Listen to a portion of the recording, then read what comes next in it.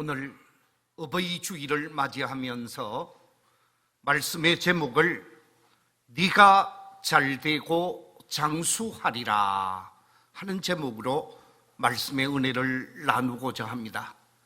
저를 한번 따라해 주시면 감사하겠습니다. 네가 잘되고 장수하리라. 한 번 더 하겠습니다. 네가 잘되고 장수하리라. 우리 교회에 속한 모든 믿음의 가족들, 다음 세대들이 잘되고 축복받는 복된 가족들이 되시기를 우리 주님의 이름으로 축원합니다. 말씀을 시작하면서 동양에서 제일 큰 복지타운, 아시아에서 제일 큰 복지타운의 메인 건물을 하나 소개하고자 합니다. 바로 지금 스크린을 통해서 여러분이 보고 계시는 저 복지타운이 동양에서 제일 큰 복지타운이라고 합니다. 아시아에서 제일 큰 복지타운의 메인 건물인데, 저 복지타운은 기록되어져 있는 것처럼 엘림 복지타운이요, 서울에 있는 여의도 순복음교회가 세운 복지타운입니다. 전체 면적이 2만 평이 넘고 그 면적 속에 들어와 있는 건물이 6,500평이 넘는다고 합니다. 이 복지타운에 다양한 복지사역을 하고 있는데, 그 가운데 하나가 어르신들을 공경하고 어르신들을 섬기는 엘림 요양원입니다. 이 엘림 요양원에 130명의 어르신들이 들어와서 섬김을 받고 있다고 합니다. 그런데 중요한 것은 그 130명의 어르신들에게 자녀들이 지속적으로 관심을 기울이는 자녀 몇 퍼센트 정도 되는가? 관장의 말에 의하면 15%가 안 된다고 합니다. 85% 부모를 외면하고 있다는 것입니다. 그냥 돈만 보내고 자주 찾아와서 부모님을 격려하고 부모님을 위로하고 부모님과 함께 하고자 하는 자녀들이 15% 남짓된다는 것입니다. 이것이 오늘날 대한민국의 효의 현주소가 아니겠는가, 저는 생각해 보았습니다. 오늘 어버이 주일을 맞이하면서 네가 잘되고 장수하리라 하는 제목으로 말씀을 나누게 되어지는데, 우리가 하나님의 말씀으로 믿고 따르고 있는 이 성경 말씀, 이 하나님의 말씀인 성경에서 강조하는 것이 무엇일까? 물론 구원의 진리를 강조하고 구원, 복음, 사랑 강조하고 있습니다만은, 이 성경을 통해서 강조하는 것, 그것은 다름이 아니라 효를 강조하고 있는 책이라는 것이죠. 하나님의 말씀인 성경책은 효를 강조하는 책입니다. 성경 곳곳에서 효를 강조하고 있습니다. 출애굽기 20장 12절에서 이렇게 말씀하고 있습니다. 네 부모를 공경하라. 그리하면 네 하나님 여호와가 네게 준 땅에서 네 생명이 길리라.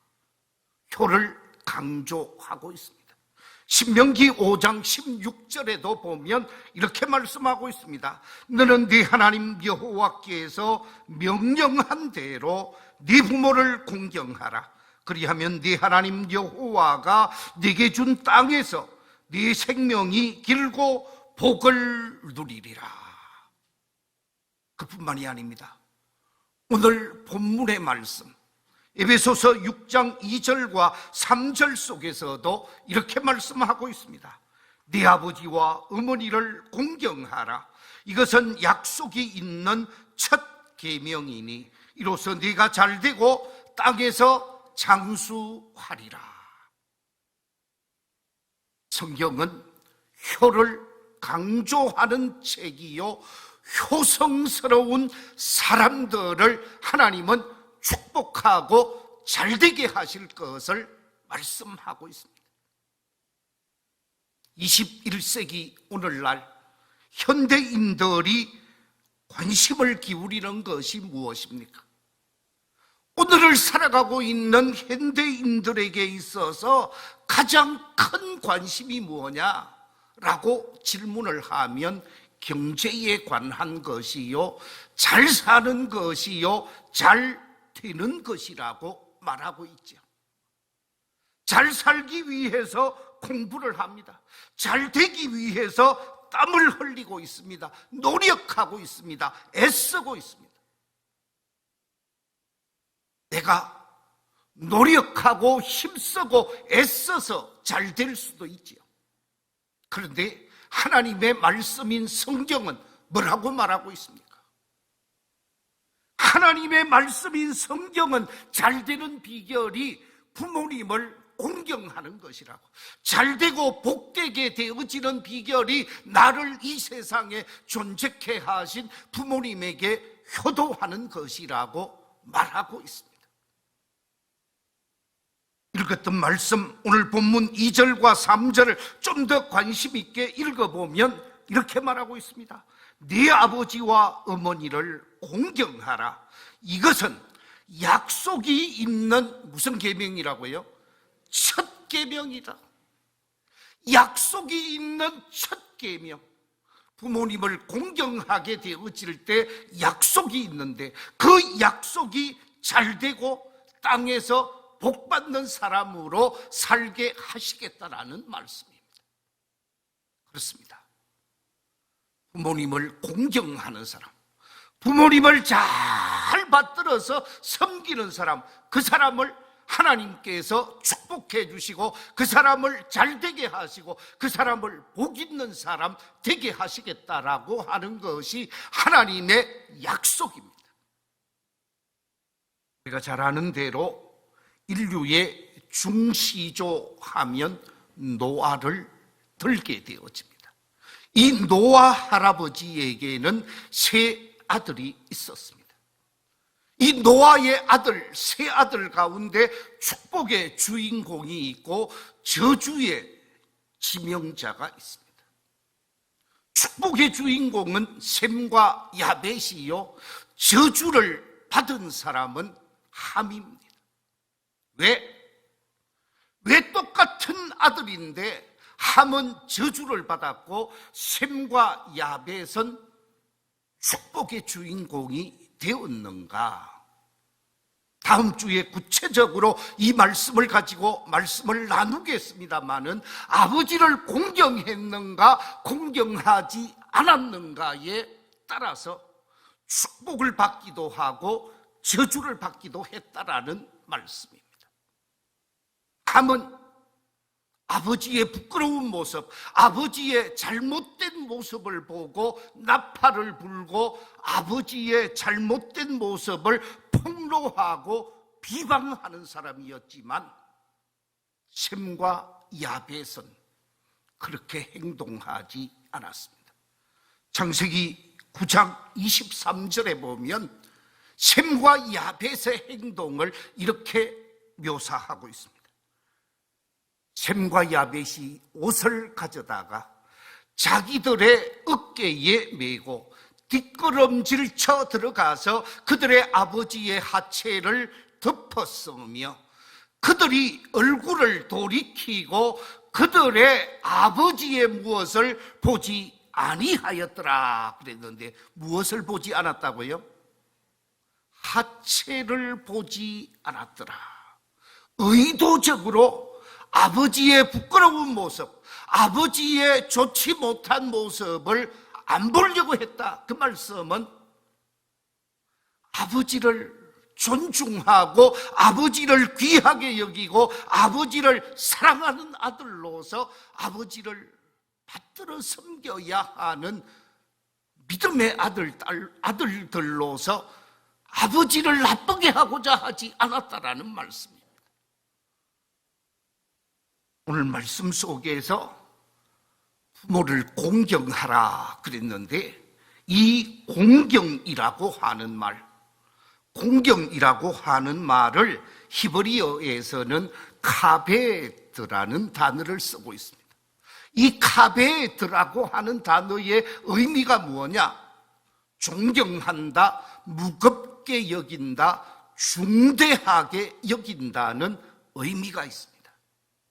내 아버지, 내 어머니를 우습게 여기지 않는다라는 것입니다. 하찮게 여기지 않는다라는 것입니다. 존경하고 무겁게 여기고 소중하게 여긴다라는 것입니다. 사랑하는 성도 여러분, 하나님의 말씀인 성경은 부모님을 하나님처럼 섬기면서 공경할 것을 말씀하고 있습니다.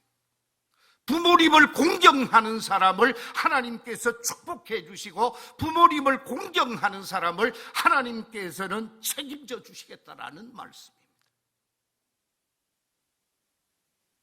구약 성경에 아주 효성스러운 사람, 그 효성스러운 사람을 한 사람 소개하라고 그러면 저는 두 말도 하지 아니하고 룻을 소개하고 싶습니다.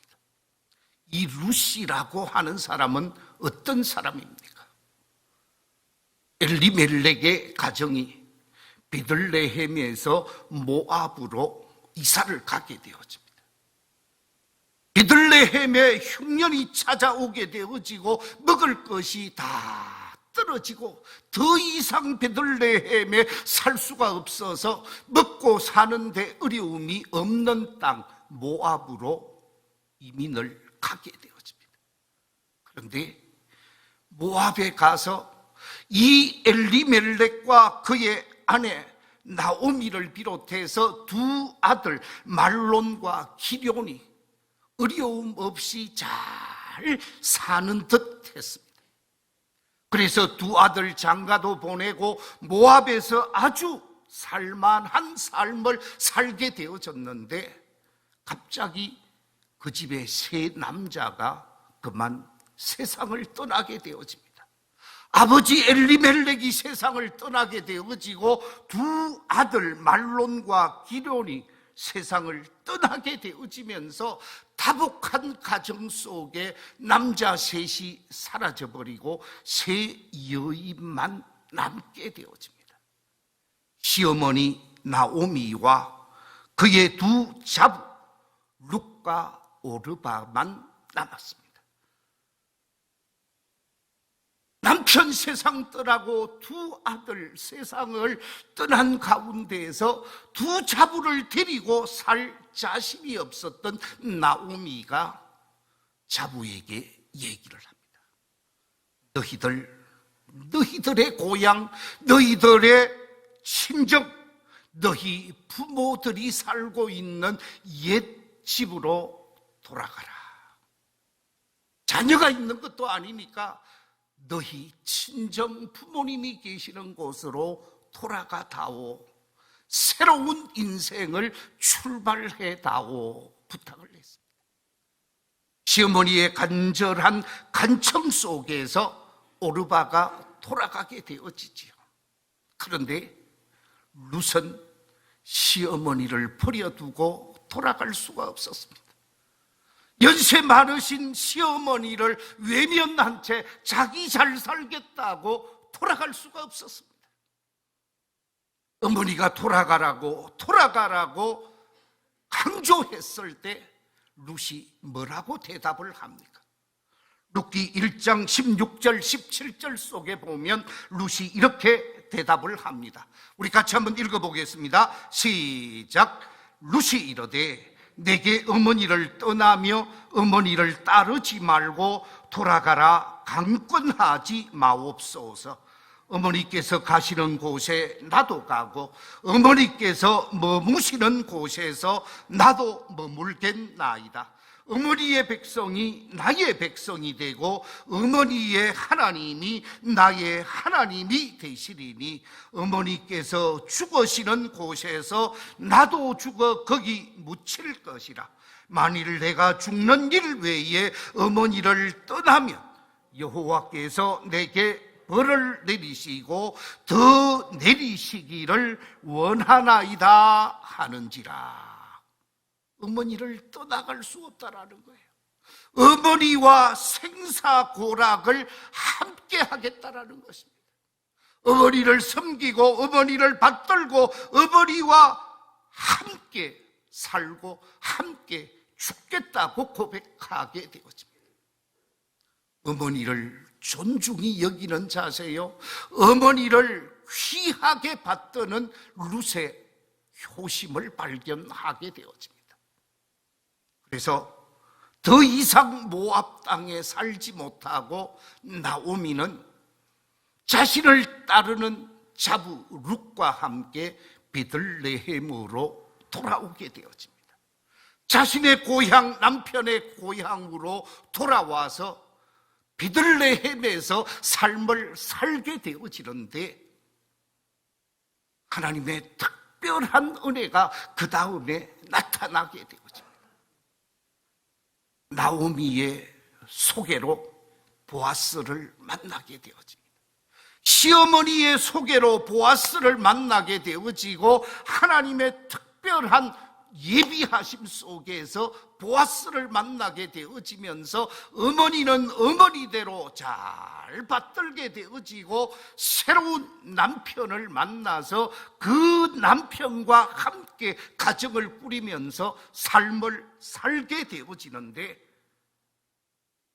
보아스와 룻과의 사이에서 새롭게 아들이 태어나게 되어지고 그 후손에서 다윗이 태어나게 되어지고 그 후손을 통해서 예수 그리스도께서 탄생되어지는 놀라운 축복의 주인공이 되어짐을 발견하게 되어집니다. 이방 여인입니다. 모압 사람입니다. 이방 여인 룻이 구속사의 중요한 사명을 감당하게 되어지고 축복의 통로가 되어질 수 있었던 이유가 뭐냐? 효성스러운 삶을 살았기에, 그 효성스러운 삶을 살았던 룻과 그의 후손에게 하나님은 복을 더하시고 그 후손을 통해서 이스라엘을 영광되게 하고 전 세계 속에 메시아가 오게 하는 구속의 역사를 이루는 여인으로 그의 이름이 종직해 되어짐을 보게 되어집니다. 시어머니를 공경하는 효성스러운 자부 룻은 하나님의 존귀함을 입고 하나님의 축복을 받고 그 이름이 영광스러운 이름이 되게 했다라는 말씀이죠. 그렇습니다. 하나님께서는 효심을 다하고 부모님을 공경하는 사람, 그 사람에게 약속 있는 축복의 주인공이 되게 하시고 약속대로 복을 받게 하셔서 잘되게 하시고 축복된 사람으로 자리매김한다라는 말씀입니다. 이 자리에 계신 우리 모든 성도들, 특별히 삼청에 있는 우리 모든 믿음의 아들, 딸들, 부모님을 잘 받들어 섬기면서 약속된 복이 여러분의 복이 되게 하시고 여러분의 가정에 임하는 복이 되시기를 우리 주님의 이름으로 축원합니다. 기도의 중요성을 깨닫게 되어진 장로님 한 분이 있습니다. 그분의 이름은 김용기 장로님이시죠. 기독교인으로서, 그리스도인으로서 효의 중요성을 깨닫고 가나안 농군학교를 시작했습니다. 그리고 그 가나안 농군학교에 많은 사람들이 교육을 받으러 왔습니다. 지금은 이 가나안 농군 학교가 전 세계에 흩어져서 많은 나라에서 가나안 농군 학교를 실시하고 있습니다. 그런데 이 가나안 농군 학교에 입소를 하게 되어지면 3박 4일 교육기간 가운데 1시간 아주 빡세게 교육을 하는데, 무슨 교육을 하느냐? 바로 효도 10계명이라는 교육을 하게 되어집니다. 이 효도 10계명이 무엇인가? 가나안 농군 학교에서 제시하는 효도 10계명 제1계명은 신앙생활을 하시도록 해드리자 하는 계명입니다. 내 아버지, 내 어머니가 신앙생활을 하도록 하면서 하나님을 믿고 하나님을 의지하고 하나님을 소망하면서 살다가 천국에 가실 수 있도록, 구원받을 수 있도록 내 아버지, 내 어머니가 신앙생활을 하도록 해드려야 한다. 이것이 제1계명입니다. 두 번째 계명은 대답을 잘하고 말씀을 잘 들어드리자 하는 계명입니다. 오늘날 많은 사람들이 부모님과 대화를 하지 않는다고 말합니다. 제가 서론에서 이 엘림 요양원에 관한 소개를 했습니다마는 거기 들어와 있는 어른 한 분이 인터뷰를 하면서 뭐라고 얘기를 했느냐? 집에 있으니까 아들, 손주들이 아무도 자기하고 대화를 하지 않는다라는 거예요. 아침에 일어나자마자 학교 가고 직장 가고 자녀들이 다 나갔다가 저녁에 들어오며 밥 숟가락 놓자 말자 자기 방으로 들어가고, 할 일 없는 사람은 TV 앞에서 TV를 보는데 자신에게는 관심이 없다라는 거예요. 부모님에게는 관심이 없다라는 거예요. 그런데 요양원에 들어와 있으니까 그래도 섬겨주는 사람, 이야기할 수 있는 사람, 대화할 수 있는 사람이 있어서 더 좋다고 하는 소리를 들었습니다. 집에서 어른들과 말씀을 나누면서 묻는 얘기에 대답을 하면서 어른들과 가까이 지내는 것이 효도라는 말씀이죠. 세 번째 계명, 밝은 표정, 표정을 밝게 하고 웃음을 잃지 말자 하는 계명입니다.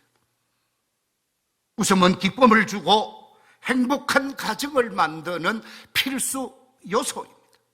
자녀들의 얼굴에 웃음꽃이 가득하면 부모님들은 절로 신이 나고 즐겁지만, 자녀들의 얼굴에 근심, 걱정이 가득하면 쟤들이 나 때문에 저런 근심, 걱정을 하는가 해서 어른들이 우울할 수밖에 없습니다. 어른들과 자주 만나는 것도 중요하고 밝은 표정으로 어른들과 함께 하는 것이 효도라는 말씀입니다. 네 번째 계명은 궁금증을 풀어드리자 하는 계명입니다. 집에 계시는 어른들이 비록 활동하는 데에는 어려움이 있지만 생각은 정지되어져 있지 않습니다. 생각은 이 생각 저 생각 오만 생각을 다 하시는 것이 어르신들입니다. 그런데 어르신들이 궁금한 것 많고 알고자 하는 욕구가 있는데, 엄마 그거 몰라도 돼, 그거 몰라도 돼, 아실 필요 없어, 그렇게 말할 것이 아니라 알고자 하고 궁금해하는 것 말씀해 드리는 것이 효도라고 말하고 있습니다. 부모님의 궁금증을 잘 들어드리고 말씀해 주셔서 부모님들이 함께 기뻐하고 함께 기도할 수 있도록 해야 한다라는 말씀입니다. 그뿐만이 아닙니다. 제5계명은 용돈을 정기적으로 드리자 하는 계명입니다. 어른들은 돈 주는 것 자체를 기뻐하지 않습니다. 그 돈을 가지고 쓰는데 얼마나 즐거워하는지 모르겠습니다. 저는 결혼하고 난 다음 지금까지 어른에게 정한 용돈을 조금씩 올라가면서 한 달도 빠지지 않고 저는 드렸다고 생각합니다. 제가 우리 집사람에게 다른 것은 못해도 어머니에게 용돈 드리고 장모님에게 용돈 드리는 것은 중단하지 말아라 부탁을 합니다. 여러분, 어른이 용돈 기다리더라고요. 그런데 그 용돈 기다리면 그 용돈을 가지고 자기 위해 쓰는 것도 있겠지만 제일 많이 하는 게 교회에 다시 헌금하는 거예요. 너무 과하다 싶을 정도로 교회에 헌금하는데 그 헌금하는 이유가 자신을 위해서 하는 것이 아니라 하나님 앞에 물질을 들여서 내 아들, 딸들이 복을 받기를 원하는 마음으로 헌금을 하고 있어요. 그뿐만이 아닙니다. 손자들, 손녀들, 할머니 찾아오고 할아버지 찾아오면 할아버지, 할머니가 손주들에게 주는 재미 얼마나 기뻐하는지 모릅니다. 용돈을 챙겨드려서 나누는 기쁨, 헌금하는 기쁨, 친구들과 교제하는 기쁨을 가질 수 있도록 용돈을 드리는 것이 효도라는 것입니다. 그뿐만이 아닙니다. 6번째 계명은 향토적인 음식을 해드리자 하는 계명입니다. 요즘 우리 자녀들이 좋아하는 게 어떤 음식입니까? 다 피자 좋아하고 스파게티 좋아하고 빵 좋아합니다. 젊은 세대들이 다 서양 음식을 좋아합니다. 그런데 정작 우리의 어머니, 우리의 아버지가 좋아하는 것은 향토 음식입니다. 옛날 어렸을 적, 옛날 젊었을 적 드셨던 구수한 냄새가 나는, 토속적인 냄새가 나는 것을 좋아합니다. 어른들에게 향토적인 음식을 해드리면서 먹는 즐거움, 먹는 기쁨을 누리도록 해드리는 것이 효도라는 말씀입니다. 그뿐만이 아닙니다. 7번째 계명은 외모를 아름답게 꾸며드리자 하는 계명입니다. 나이가 아무리 많아도 아름다움을 소유하기를 원합니다. 멋진 모습을 소유하기를 원합니다. 옆에 있는 우리 권사님, 옆에 있는 우리 장로님, 집사님들, 7순이 넘고 8순이 넘은 어른들을 우리가 한번 보십시오. 아직도 고상하고 우아하고 멋진 모습을 가지고 있습니다. 저 어른들에게 집사님 고우십니다, 권사님 참 곱습니다 라고 말씀을 하면 기분이 좋을 수밖에 없어요. 또한 우리 장로님들, 연세 많으신 집사님들에게 집사님 아직도 멋있습니다, 정말 젠틀합니다 라고 말씀을 드리면 우리 장로님, 집사님들이 좋을 수밖에 없어요. 즐거울 수밖에 없어요. 어른들에게 머리도 예쁘게, 손발도 잘 다듬어 드리면서 외모를 멋지게 하는, 그래서 행복하게 하는 그런 모습이 있어야 한다는 것입니다. 아름답게 어른들을 꾸며드리면서 어른들이 기뻐하고 즐거워할 수 있도록 해드리는 아들, 딸들이 되시고 자부들이 되시는 우리 모든 성도들이 되시기를 주의 이름으로 축원합니다. 8번째 계명은 일거리를 찾아드리자 하는 계명입니다. 아들, 딸들이 어머니 그만하시라고, 아버지 그만하시라고 아무것도 못하게 하는 모습이 없잖아 있습니다. 그렇게 말하면 나는 이제 이 집에서 아무 쓸모가 없는 사람인가 보다 라고 생각을 한다라는 거예요. 그런데 어머니가 반찬을 만들기 위해 파를 따듬게 하신다든지 또는 멸치를 따듬게 하신다든지 집안에서 청소를 하게 한다든지 해서 몸놀림을 통해서 자신이 뭔가를 하게 되어지면 존재의 가치를 느끼게 되어지고 존재의 가치를 확인하게 되어지면 삶의 의미를 가지게 되어진다는 거죠. 내 나이가 이래도 나는 존재감이 있는 사람이고 이 집에 필요한 사람이라고 인식하게 되어진다는 것입니다. 어른들이 하실 수 있는 일거리를 들여서 존재감을 느끼게 하는 것이 중요합니다. 9번째 계명은 친구를 자주 만나게 해드리자 하는 계명입니다. 친구를 만나면 속에 있는 이야기를 다 할 수 있습니다. 그동안 억눌려 있고 쌓여 있었던 스트레스를 다 풀 수 있습니다.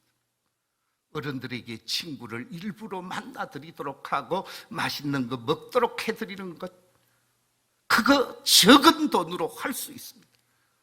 그렇게 어른들을 섬겨가는 자세가 필요하다는 것입니다. 마지막 10번째, 등을 긁어드리고 손톱과 발톱을 깎아드리자 하는 계명입니다. 아직 나이가 많지 않습니다만은 등 긁을 때가 참 많습니다. 옆에서 긁어주는 사람이 없으면 효자손을 가지고 등 긁는 것이 아마 연세 드신 어른들의 일과 중에 하나일 것입니다. 그런데 아들이 등을 긁어드리고 딸이 등을 긁어드리고 자부가 등을 긁어드리면 그것 자체가 행복이라는 거예요.